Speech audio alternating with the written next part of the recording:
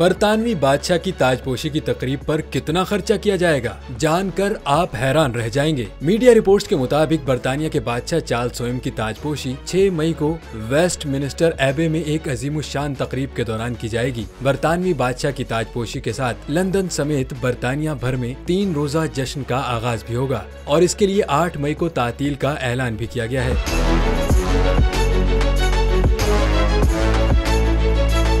Buckingham palace की जानिब से ताजपोशी की तकरीब पर होने वाले अखराजात के आदाद शुमार जारी नहीं किए गए, मगर चार्ल्स स्वयं कुछ अरसे कबल कह चुके हैं कि माजी के मुकाबले में ये तकरीब मुख्तसर होगी, जिस पर किए जाने वाले अखराजात कम होंगे। तखमीने के मुताबिक इस तकरीब में दुनिया भर से आने वाले 2000 के करीब VIP मेहमान शिरकत करेंगे। तकरीब का दौरानिया 1 घंटे का होगा। बरतानवी मीडिया की रिपोर्ट के मुताबिक इस तकरीब पर 6 करोड़ 30 लाख से $12.5 करोड़ यानी 17 से 35 अरब पाकिस्तानी रुपए से का खर्च आएगा।